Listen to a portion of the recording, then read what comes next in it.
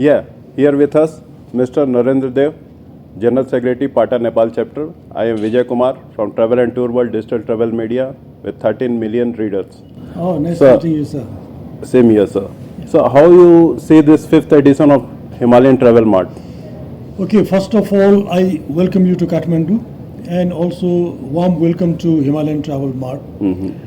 And this is the only international big event as far as tourism is concerned in Kathmandu. It has already been for 4 times and this is the 5th edition. We are inviting buyers from different countries and then giving opportunity to sellers, Nepalese travel agencies, hotels, trekking agencies to interact with the buyers and then negotiate the price or service or whatever.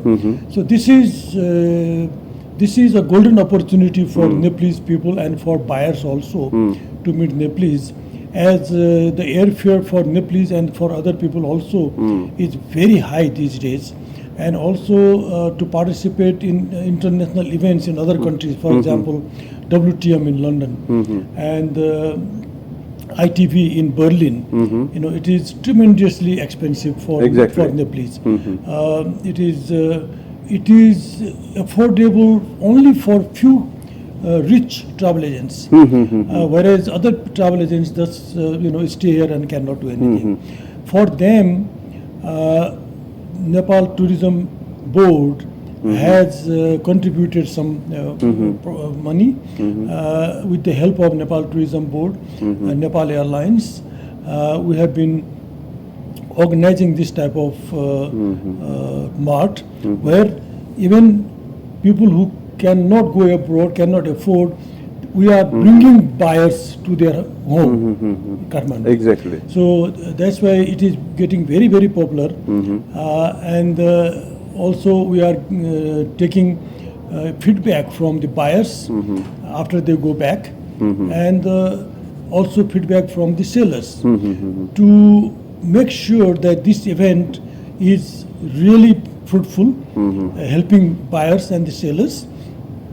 So this is what we are doing. We are not only keeping quiet on after this celebration or meeting people like this. So this You is have the way some we have been. future plan also, means you have some event or shows in the future also. You have some you are planning for in that way. Yeah. See, one we did that was in February this year. That event took place in Pokhara. Pokhara is a very beautiful valley. I know that. I think you have been there. Yeah. Okay. So there we organized an event for the first time in the history. It was called NICE, N-I-C-E. So this NICE letters, it represents or it has a meaning: Nepal, India, N-I-C, China, and E Expo. Wow. Nepal, India, China, Expo, NICE. Nice. So this type of event took place for the first time in the history of Nepal and in the history of tourism also. Fine. Because we have 2 giant friends, India and the China, producing or sending millions of people abroad for pleasure and for other adventure activities. So having been in between these big friends, if we don't get anything, it is not fair. Exactly, sir. And as far as our relation is concerned, we are very close to India because of our culture and our religion, and the people, we can interact with them. Their language and our language is very understandable. Whereas China also is our friend, but their culture is different. Language is different. Even then, our country has been able to maintain friendship between the 2 neighbors, and for that, both countries are willing to help Nepal because Nepal is a friend of both of these countries. Exactly, sir. So we were going to take advantage of this by organizing this event, and it went off so well that people are still talking about it. No, that is fine and fair concept, sir. Yeah, and then the way we presented it, you must have seen yesterday, what type of Exactly, inauguration. exactly, Same type of inauguration was there, and Splendid. yesterday was even better, better than that, because there are some restrictions in size and all these things.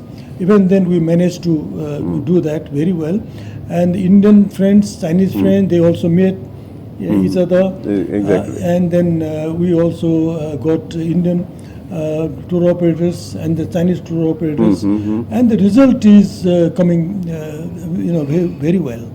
It has been very fruitful. Yes, sir. So similar event we may do next year in February, and in between after this this event. Maybe we will be doing some other things that we have not decided yet. But there has been tremendous demand from the private sector, Exactly. and also from the abroad.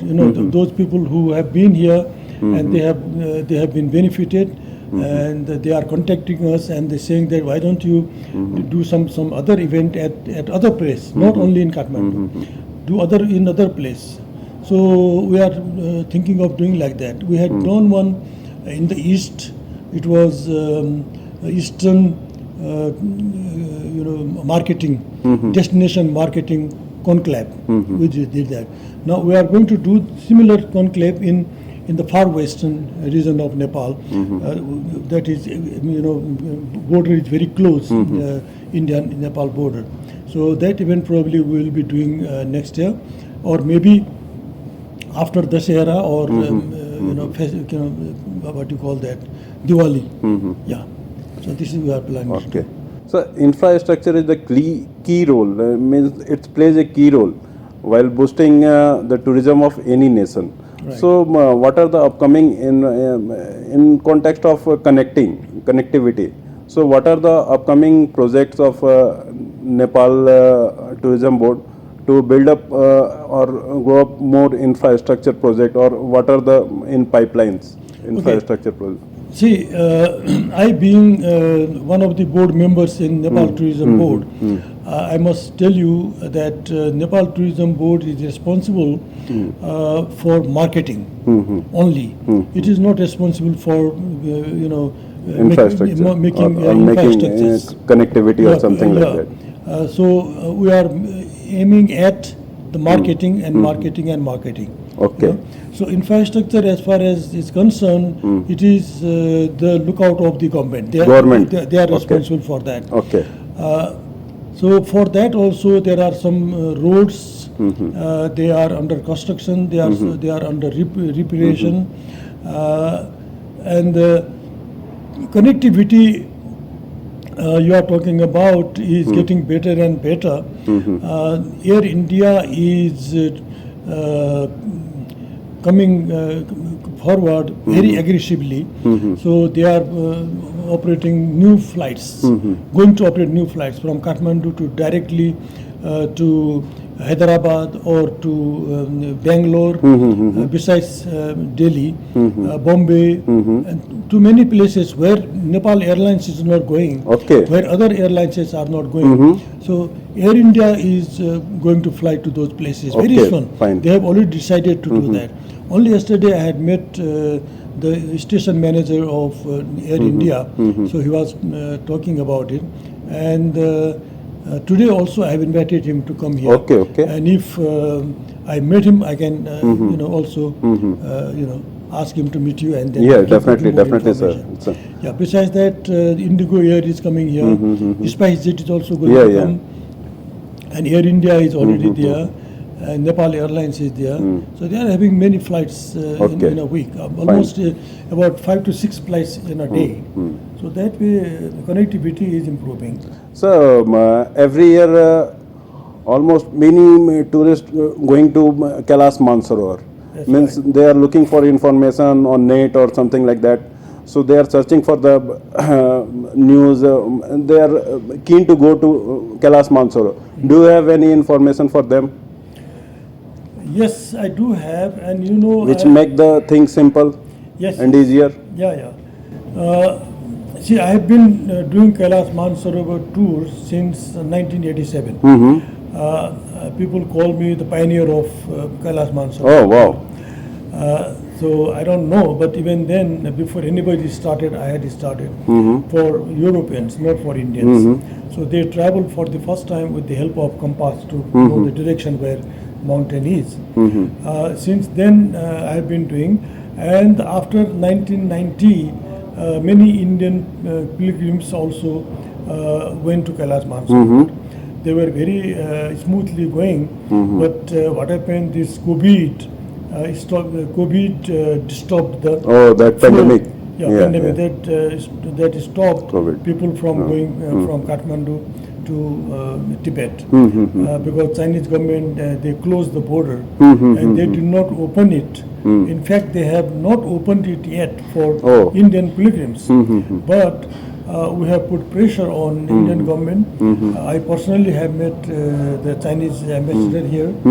Through him, I have requested Chinese government, and the government level also talk was there. So they are going to open Tibet border for Indian pilgrims soon. Hopefully within this month they will be opening.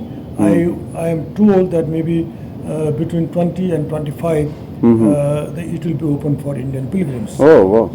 So they can go from Kathmandu. From India, they come to Kathmandu, and from here they can go overland. It is a 10 days trip, up and down. And how is the connectivity, sir? Road and all the things? Yeah. From here, if they go, there are two choices. One, by road, overland, they can go. Another is from Kathmandu, they fly to a place called Nepalganj. Nepalganj, which is not very far from Lucknow. From Lucknow, I think it's only 4 hours drive. Okay. Nepalganj they fly. From Nepalganj they fly to another place called Simikot by small aircraft. And from Simikot they fly to Hilsa by helicopter. So this is all fly by up to the border. So helicopter cannot go across the border. So from Hilsa they cross the border on foot, and then on the other side the bus is waiting for them to take them forward to a place called Purang, and from there they go to Kailash Mansarovar. That is, these are the two ways. Another, people don't come to Kathmandu. They fly to Lucknow. From Lucknow, they drive to Nepalganj. From Nepalganj, they go by plane to Simikot, and from Simikot to Hilsa by helicopter, and then Kailash Mansarovar, and they come same way back to Lucknow and fly back. And that is taking about 9 to 10 days. Okay. So overland is taking minimum 14 days or 15 days we are taking. And another from Kathmandu by flight that will be for 11 days. And one not coming Kathmandu and going from Lucknow to Lucknow will be for 9 days. So this is how people can go. And sometimes the documentation become the hectic one. So is there any simple way to being the documentation hassle free, like digital one and all the things? Do you have any plan for that, or it's so? Actually, this visa business or visa work is not under our control. This is the system that is established by Chinese government. And we have to follow that. As far as visa for Indians is concerned, they are getting visa from Chinese embassy in Delhi so far. But we have requested let them take China visa from Chinese embassy in Kathmandu, because what happens that wherever the person is has to send his passport to Delhi.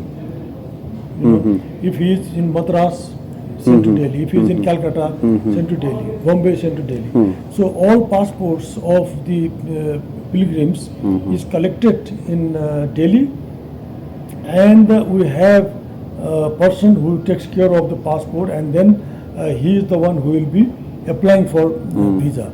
And after obtaining visa, again we have to send those passports to the respective people. Exactly, So this is a sir. big hassle. So to avoid that, we have requested Chinese embassy to let people come here, stay in the hotel, do some sightseeing tour for 2-3 days. Within that period, you issue visa from Chinese embassy, Kathmandu. That is much easier, you know. But I don't know what Chinese government is going to do that. So all the paperwork, everything will be done by our staff. They don't have to do it. So that is not a problem. Here also there is long process to get it. Even last year they also said that they are taking biometric Biometric, exactly. of the person going. So how that can be possible? Because in a day 500 people are going. Exactly, Or sir. 1,000 people are Yeah. going. How can they do that? Later on they stopped. The count is large. Yeah, so these days there is no biometric required. Okay. Yeah, and so this Kailash Mansarovar is the ultimate destination, they call it, home of the god. Lord Shiva is there in Kailash Mansarovar, and there is a big lake called Mansarovar. It is like an ocean, you know? 90 kilometers radius it has. It takes about 2 hours to get get round of it. So it is located at very high altitude. Exactly, sir. And people are getting altitude sickness when they go over there. That's why we are giving them proper briefing and making them aware of high altitude sickness. At the same time, we are also giving them information to recognize the symptoms of altitude sickness. So if they have all these informations, they will be mentally and physically ready and strong to go to Kailash Mansarovar. So these type of things are there, and we are doing it well. So right now many nations adopting medical tourism and it's trending now. So do Nepal Tourism Board also planning for some kind of marketing medical tourism? No, we are not. We are not actually into that right now. People are saying medical tourism, but to my personal opinion, we are not ready in the ready stage at present, because I can see India can promote medical tourism. Yeah, the state like Kerala and all the. Yeah, and even in Delhi, there are. I have seen. People coming from different countries, and that's hospital. I'm talking about this what you call it, Medicity. No, not Medicity. Medica something. Medanta. Yeah, I had seen there once I went, and they had different desks for different nationality. If you are Japanese, you go to that desk. There is a person who can speak Japanese. And you from Iranian. Okay. And from other country, okay, fine.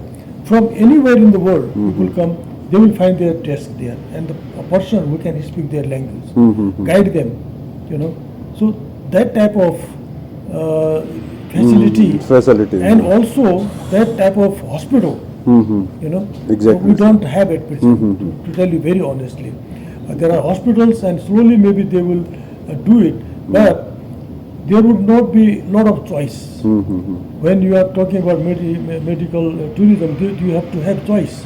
This hospital, that hospital, who is the better hospital, like that.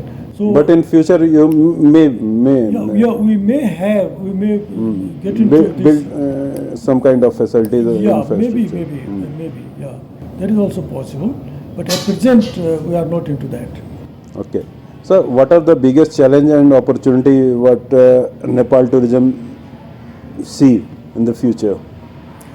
Okay, the biggest challenge I would say is even small things make big difference. As you know. So if something happens in this part of the city, then there is a big noise, and then people suddenly stop coming here. Giving you example of the recent war between India and Pakistan. Though it did not prolong for long, just for a couple of days. But even then, suddenly we started getting a lot of cancellations. people were not feeling safe to come to this park. Though the fight is between India India and Pakistan. but the Exactly. whole region is disturbed. Exactly. You know, so once they had the ceasefire, and then the people who had cancelled, they already had gone somewhere else. You know, so we had to market Yeah. for new people to come here. So some people they said no, we don't come this time. We come next year. So that happens, and sometimes if the airplane crashes, for example, the machinery things can, I mean, it can happen anywhere, anytime. That happen, and that becomes a big news, you know, and people suddenly stop coming here. So that had happened when the plane crashed in Pokhara. I think 2 years ago or last Yeah, year. 2 years ago, sir. 2 years ago. It's a 2 year So, ago. that was also a big sort of problem we had, you know. So small things happening, and that is making big A difference. big, to big us. difference. Exactly, sir. Yeah. So otherwise, geologically we have no problem. I mean, natural disaster is there, which nobody can control. Yeah, definitely. And the Natural calamity. pandemic also has been a problem, and that pandemic sometimes appears somewhere now. In India also I heard that some cases were found. So if that happens, then again in India, once the news comes, okay, now there's some cases of COVID, you know, have been registered, and one person died, and it's a big news. So people they would not come. Yeah. You know, so this is the problem only. Otherwise, we have no problem. We have some problem with our infrastructure, which unfortunately is not in the shape it should have been. You know? So It's not in the authority of Nepal Tourism Board. it is not the authority of Nepal. Exactly. For example, the road construction. Exactly. Yeah, It's we are a not government building roads. policy. We are not building roads. Yeah, that. Yeah. So this is government job that they should do it. So otherwise, And private what are the sector- opportunities? opportunities? As you can see that Nepal's main source of income is tourism. Exactly, sir. So tourism is the backbone of Nepalese economy, and this also is providing jobs to millions of people. Exactly. You know, it is said that It contribute one around. person, It one contribute around 6.7% in GDP. No, not that much. Not it is less than about 4%. Okay. Well, it is said that one tourist is giving job to 9 people.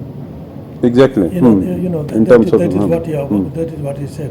So job opportunities there, economy also boosting economy. So these things are there. But what I can see now, the big challenge, as you have said, I can see in coming of hotels. You must have seen in Kathmandu. Hospitality sector. Yeah, big hotels have been built. You know, an international chain hotels. I cannot understand the owner of that hotel why he did not study, did some research on the volume of business, volume of tourists coming in. You know, Exactly. and how many hotels, how many rooms are there total, and how many tourists are coming to Kathmandu. So, not having any knowledge about it, hotels are building one after another. So, big challenge would be for them. You know, they have invested so much of money, though they have got loan from the bank, but hotel or the bank is going to have a big challenge if the number of tourists doesn't go up, volume of business doesn't come to Nepal Exactly, to sir. accommodate those rooms of hotels. You know, there is going to be a big problem, and that's a big challenge. That's what I see. No, actually, if you see the statistics, some tourists looking for high-end premium like luxury tourism base. So yeah, the percentage is quite low, but some are looking after luxury tourism. So by on that context, 5-star properties are have been play major role in the cities like Kathmandu. Yes, but what happens? Luxury hotels have been built, and five-star luxury or five-star, like. So what happens is, at the end, these hotels, they have to compete with each other. Exactly. You cannot say that, okay, I have spent so much of money, this is luxury five-star hotel, my price cannot come down, $500 a night. Similar hotel, which is not luxury hotel, but it is as good as that luxury hotel, is giving it for $150. So people would go to there. Exactly. Definitely. Yeah, and moreover, very high-end tourists need everything high-end. For example, they would expect a limousine car. Exactly. Yeah, the percentage is very low. To be at the airport to transport them to hotel, and they would expect that there are no holes on the road and smoothly it should go, and similarly the places that they are going, are also should be very neat and clean and and should not be ugly. Exactly, Yeah? sir. So the high-end tourist, for high-end tourist, we still have to wait for some time. We will have them in our country, which is good for the country, for the economy. purpose. But at present, I don't think we are ready for that. People are talking about high-end, but I don't understand what does high-end means. Only paying high price is not that. Exactly. We also have to provide them high-end service. Yeah, in exactly. In all the Yeah. aspects, not only in accommodation and the food.